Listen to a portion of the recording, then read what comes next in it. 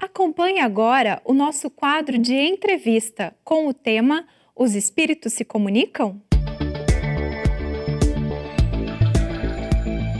Olá! No nosso quadro de entrevistas de hoje, que na verdade é um bate-papo, nós temos a presença especial de Carlos Augusto de São José, que se aposentou com 38 anos de atividades no Serviço Público Federal, na condição de pró-reitor de Administração e Finanças na Universidade de Brasília. Espírita há mais de 40 anos, ele estará aqui conosco hoje para conversarmos sobre o tema Os Espíritos se Comunicam.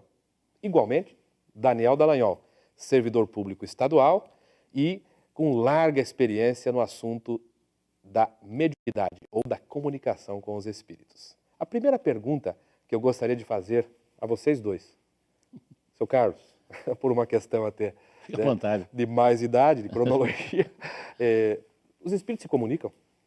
Eu não tenho a menor dúvida quanto a isso. Aliás, um dos mais importantes filósofos franceses de todos os tempos, Auguste Comte, que fundou o positivismo, já nos dizia, muito antes de Allan Kardec, que os espíritos influenciam os nossos atos muito mais do que nós possamos imaginar. Daniel Dallagnol, os espíritos se comunicam? Sem dúvida nenhuma. Você concorda com o seu Carlos? Perfeitamente. Não só concordo com o seu Carlos, como concordamos com a história da humanidade, que está pontuada de manifestações espirituais. Perfeito. Uma outra pergunta para vocês, emendando já. Existe uma sustentação para essa ideia da comunicação com os espíritos, por exemplo, na Bíblia, que é um livro que tem um grande impacto na formação do pensamento religioso no Ocidente? Mas não resta a menor dúvida. A Bíblia é chamado de livro santo, com seus textos sagrados, é a base da religiosidade em todo o mundo ocidental, traz-nos muitas informações a respeito, está referta de fenômenos. Os espíritos, desde o início, consta das obras de Moisés, apareceram ao próprio Moisés, a Abraão, a Sara, a Agar e a tantos outros personagens. E temos a lembrança do episódio do rei Saul, que quando foi combater os filisteus, ele foi consultar a pitonisa, o nome antigo para a médium, a respeito dos resultados que ele viria a encontrar nos campos de batalha, lá nas planícies do Gilboá. E o profeta Samuel lhe aparece e o dissuade de guerrear, dizendo claramente que os filisteus não eram inimigos, porque somos todos filhos de Deus, consequentemente somos irmãos. E mais à frente, no Novo Testamento, há o mais notável fenômeno mediúnico de todos os tempos na história da cristandade, que é a materialização de Elias e Moisés no Monte Tabor. É inquestionável, não só a transfiguração, como o texto fala, mas a materialização dessas duas entidades. Jesus se transfigurou, fornecendo energias que hoje, cientificamente, é chamada de ectoplasma, e forneceu meios com as energias daqueles apóstolos ali presentes, Pedro, João e Tiago, para a materialização dessas duas entidades que já haviam morrido há muitos séculos atrás, Elias e Moisés. Em Atos dos Apóstolos, há uma passagem extraordinária que passa quase que esquecida. É quando Lucas nos diz que ninguém vencia o Espírito que por Estevão se manifestava. Não há a menor dúvida quanto a isso. Uma outra questão. Qual é o objetivo das comunicações dos espíritos, daqueles que já morreram, com aqueles que estão aqui no corpo ainda? Qual a finalidade disso? Muito bem. Quando Jesus nos passou o sermão profético, que está pelo menos nos textos de 3 evangelistas, à exceção de João, ele nos disse que, nesse período, o Consolador viria nos trazer notícias novas para recuperar os seus ensinamentos, trazer de volta à memória da sociedade aquilo que ele nos deixou como prática e como exemplificação. E isso, então, confirma definitivamente aquilo que o profeta Joel nos disse e que Lucas também transpôs para Atos dos Apóstolos, quando ele disse que, nesse período, os nossos jovens, os nossos anciãos, os nossos idosos teriam sonhos, teriam visões, e isso hoje está palpável, está se concretizando. Essa questão, Márcio, que você nos propõe, ela transcende, né, a questão mera da relação dos espíritos para conosco. Há que se entender nesse fato uma questão de ordem moral suprema. Porque quando os espíritos vêm conversar com os seus irmãos, eles estão conversando com a humanidade, né? E a demonstração inequívoca de que a vida ela se estende além da vida corporal, né? Portanto, nós precisamos lançar um olhar muito mais profundo, muito mais acentuado acerca dessa questão, né? Então, nós precisaríamos um pouco de tempo para desbordar esse assunto, né? Vocês acham, por exemplo, que eles se comunicam também para provar a própria vida após a morte? Sem dúvida nenhuma. Esse é o objetivo maior. Mas que disso demanda uma questão moral extraordinária, né? Porque quando eles nos apresentam a vida além da vida, é natural que essa relação ela não é meramente informativa. Há uma questão moral da maior transcendência nesse aspecto, né? Jesus sabia que o materialismo nessa época seria avassalador. Consequentemente, ele teria que dispor de meios para que se concretizasse esse final de ciclo, a fim de que a sociedade tivesse condições de repensar o seu próprio modo de viver. Entendi. Meu Carlos, conversa muito interessante essa. A gente vai chamar aqui um intervalo e já retorna para continuar esse assunto. Iremos para um breve intervalo e logo voltaremos com a entrevista.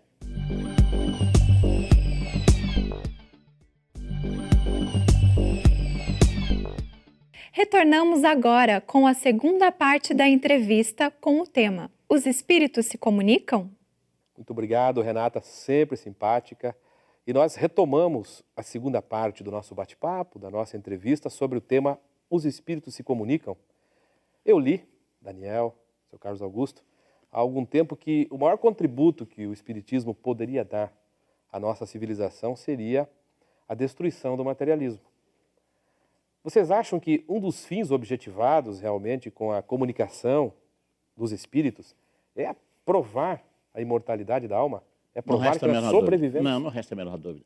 Além de provar a imortalidade, o objetivo maior é provar a existência de Deus e, mais ainda, a sua justiça irretocável, irretorquível. Nós, todos os seres pensantes, estamos submetidos a um conjunto de leis universais. E esse é o objetivo da espiritualidade maior, trazer ao nosso convívio, para a nossa meditação, esse conjunto de leis. Porque é isso que vai promover o processo gradativo da renovação humana, a fim de que nós possamos instalar no planeta uma sociedade nova, uma sociedade progressista, uma sociedade mais justa. Okay. Queria fazer perguntas de ordem prática, agora coisa do dia a dia, que interessa para o nosso telespectador. De que maneira os espíritos se comunicam conosco? É uma maneira só? Tem muitas? Não, das mais diversas ordens, né? Fundamentalmente, sob o ponto de vista do princípio doutrinário espírita, já comprovado, cientificamente inclusive, porque o espiritismo se ocupa dessa matéria com a prova e com o rigor científico, a presença dos médiuns é fundamental a fim de provocar a manifestação dos espíritos. Mas eles se manifestam sob o ponto de vista da forma das mais diferentes, né? Se manifestam através de pancadas, através de fenômenos chamados de ordem física, da manifestação deles mesmos materializados, da psicografia, que é a mensagem que o Chico Xavier... Exatamente. Aliás, da psicofonia da mensagem exato. falada, né? Aliás, o apóstolo Paulo deixou isso muito claro quando escreveu aos cristãos de Corinto, em sua carta aos Coríntios, quando nos fala dos dons espirituais, não é mesmo? Kardec teve a preocupação, quando tratou do assunto, e muito bem, de forma inquestionável, no livro dos médiuns, que o importante não é tanto a forma da comunicação em si, mas ao conteúdo.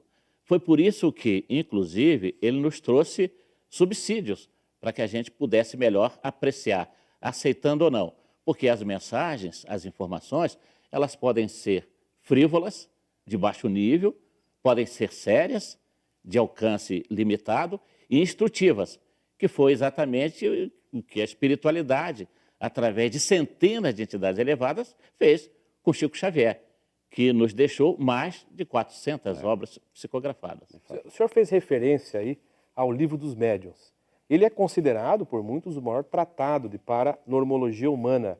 É isso mesmo? O que esse livro tem de especial? Foi publicado em 1861. Isso. O que ele faz? Indiscutivelmente, é o maior tratado sobre a mediunidade. Não há nada que supere em beleza, em grandeza, em objetividade o Livro dos Médiuns. Nós poderíamos dizer, Márcio, que depois do Livro dos Médiuns, as fogueiras da intolerância apagaram. Né? Porque toda a fenomenologia que trata exatamente da questão da relação dos espíritos com o mundo corporal está mapeada pelo codificador. Né? Ali está todos os princípios que nutrem essa relação saudável que se estabelece com o mundo espiritual.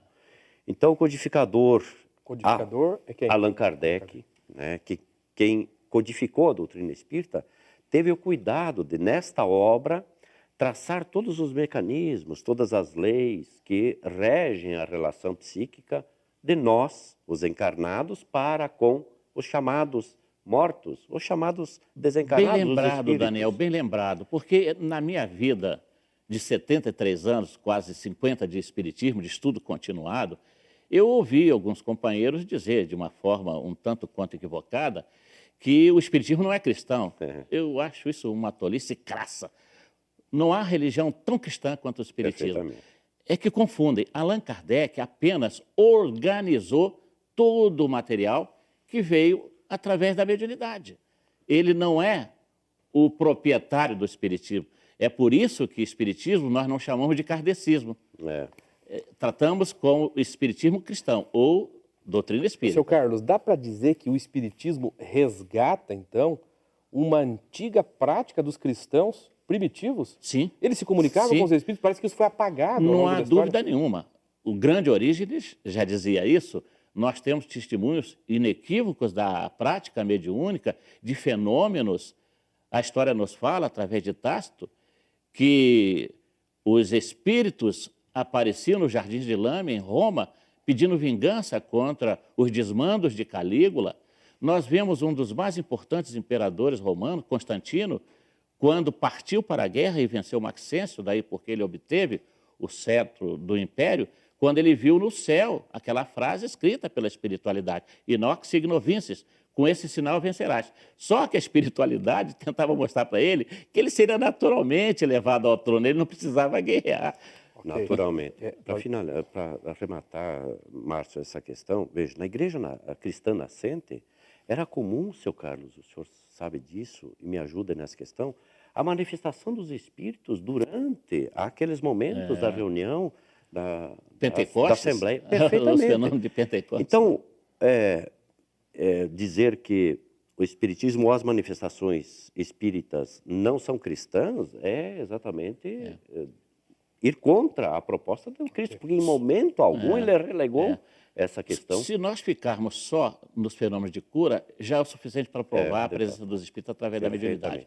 Não é mesmo? É quando Pedro cura o coxo na entrada da Porta Formosa, citei Atos dos Apóstolos, no caso de Estevão, o próprio apóstolo Paulo curava em grande quantidade e tantos outros tipos. É uma pena que o nosso tempo é apertado, porque o tema é amplo. Mas eu gostaria de deixar uma pergunta aqui ainda para que vocês respondessem. Ou talvez, se o Daniel deixar, o seu Carlos, por conta da idade, né? Sim, sem dúvida. E do respeito que a gente deve a ele. Seu Carlos, vimos que isso está na história dos cristãos primitivos, está na história da própria humanidade. É verdade. Então, o que o Espiritismo veio fazer com a questão? Qual é a grande contribuição que ele dá? A antropologia hoje nos diz claramente que nós lidamos com a razão há 40 mil anos. Desde esse período, a mediunidade se insurgiu no interesse humano, no conjunto das necessidades humanas. E, então, nós podemos dizer que a mediunidade antecedeu o Espiritismo. O Espiritismo é uma doutrina organizada, repleta de princípios, dos quais nós não podemos fugir. E surgiu oficialmente a 18 de abril de 1857, com o lançamento de O Livro dos Espíritos. Então, a mediunidade está desde os pródromos, desde os princípios da humanidade. E a doutrina, a partir de 1857. Ela veio regular, disciplinar, né? E nos dizer que nem tudo que os espíritos falam pode ser verdade. Veio mostrar que existe uma relação moral também. O bom médium é que tem, é isso? Sem dúvida nenhuma. Nível moral, uma disciplina moral. O que Daí a dimana necessidade dessa de crescimento. relação, né, seu Carlos, é a questão moral. Né? Porque a relação com os espíritos nos remete fundamentalmente à questão moral. Muito bem. Eu quero agradecer a vocês dois pela participação, pedir desculpas pelo aperto do tempo, né? E claro que nós vamos voltar num outro programa com este assunto da comunicabilidade, da comunicação entre vivos e mortos. Inclusive atendendo a curiosidade do público que nos assiste, mandando as suas perguntas. Né? Claro, mande a sua pergunta, contato@vidaemfoco.com.br.